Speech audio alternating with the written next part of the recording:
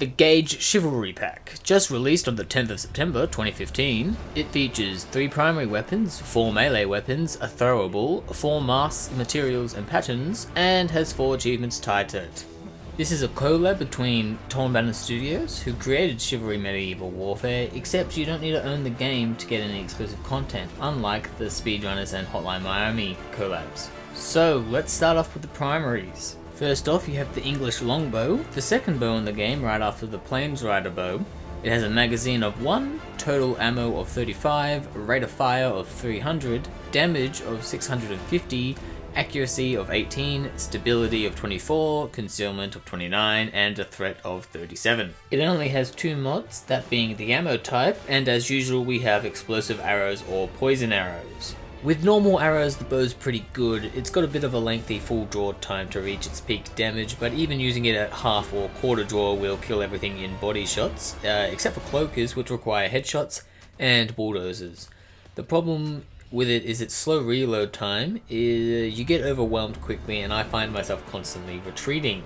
However, with explosive arrows, you get 200 extra damage, pushing it to 850. In exchange for not being able to retrieve your arrows, I find that this was much easier than normal arrows. The explosion radius is quite big and takes out groups of enemies, killing half with a single shot most of the time. You might think that unretrievable arrows makes this a negative, however, if you run a Fujimind build with Swansong, you can rapidly spam shoot arrows that don't detonate, meaning you can create a nice pile of arrows to fill up from later. The light crossbow has a magazine of 1, total ammo of 50, rate of fire of 40, damage of 240, accuracy of 18, stability of 19, concealment of 29, and threat of 10. It can body shot all mooks, excluding TAMs, which require a headshot anyway. It struggles against specials, cloakers and tasers needing 2 headshots. Its reload is slower than the longbow, but it doesn't need to charge to reach its peak damage. However, it still suffers from the same issues that you just can't kill fast enough. The explosive arrows on this, however, was a lot of fun. It deals 315 damage, and it clears out groups of enemies at a decent speed. However, you can't do the Swansong trick with this, so you will require ammo bags eventually. But with Kill My Ace and an ammo supply, this crossbow can be quite useful, especially on maps such as the Diamond and Hoxton Breakout, where there's long hallways. Finally, we have the heavy crossbow. With a magazine of 1, total ammo of 35, rate of fire of 20, damage of 525, accuracy of 18, stability of 19, concealment of 28, and a threat of 10. This will body shot all mooks and headshot all specials except the bulldozer. The first thing I have to say about this is the reload. Here's my first impression of it.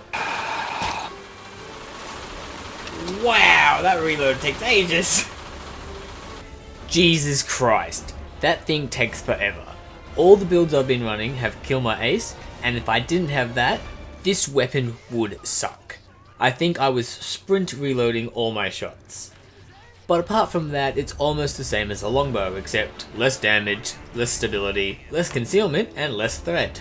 The explosive version of this is exactly what I've said about the previous weapons. It clears groups faster, and the increased damage makes it able to body shot tasers and kill shields with a direct hit from the front.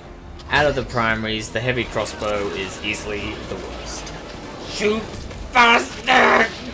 Now onto the melee weapons. Let's start off with the shield. It deals 35 damage per hit or 60 charge, has a knockdown of 140 or 192 charge. This thing is terrible. It's slow, deals horrible amounts of damage, and the only good thing about it is its knockdown, which still doesn't make it worth much. It's the only melee weapon in this pack with 30 concealment, however, but with how bad it is, there are plenty of other options out there. The shield could have been so much better if it had a similar special ability like the taser, in which I hoped for it to be able to block some bullets. That way it wouldn't just be another terrible melee weapon, but sadly that's not the case. The bearded axe deals 90 base damage and knockdown and 140 whilst charged. This is also another terrible melee weapon. It's slow to draw, average pace to swing, and takes 4 seconds to reach peak damage. When it's not busy clipping through Jacket's right hand, it's busy taking its sweet time to reset into position after a swing. However, it does make meat slicing sounds, which can be satisfying. The Morning Star is my personal favourite of the melee weapons, dealing 40 base damage and 66 whilst charged for 4 seconds. It also has a knockdown of 160 base and 212 whilst charged. It's quick to draw and swing, dealing multiple strikes within quick succession. If you have Pumping Iron, it reaches 60 base damage, which means you can 4-hit elites. But regardless, there are still many melee weapons better than this in the game.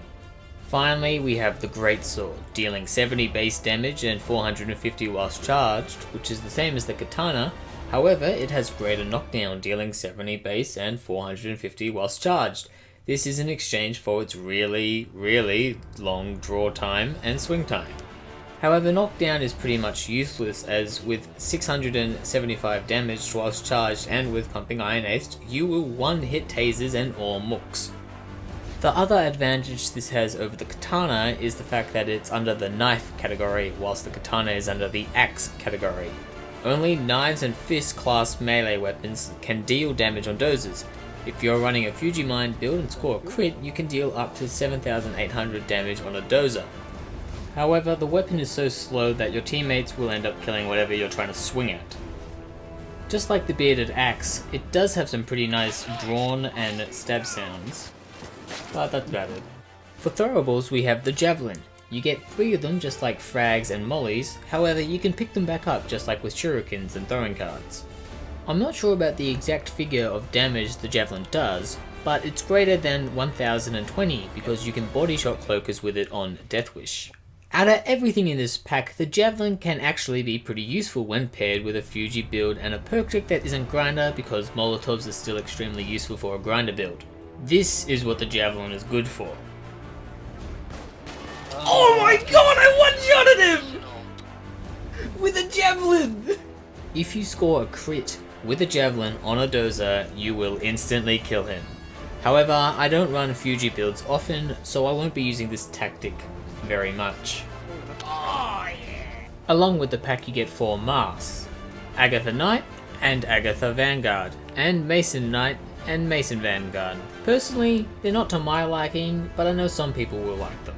Then we have what I personally look forward to, the materials. We have Bloodied, Chain Armor, Scale Armor, and Forged. For patterns, there are Check It Out, Agatha, Mason, and Medieval. None of these patterns are really to my liking either, however they do work on their own masks pretty well.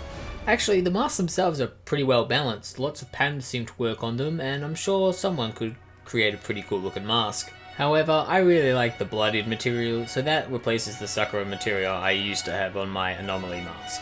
So most of the things in this pack are better suited for fugitive builds that use crits. Overall, I don't think it's worth $5, but hey, at least I got a material out of it, so it wasn't totally useless. Thanks for watching, guys.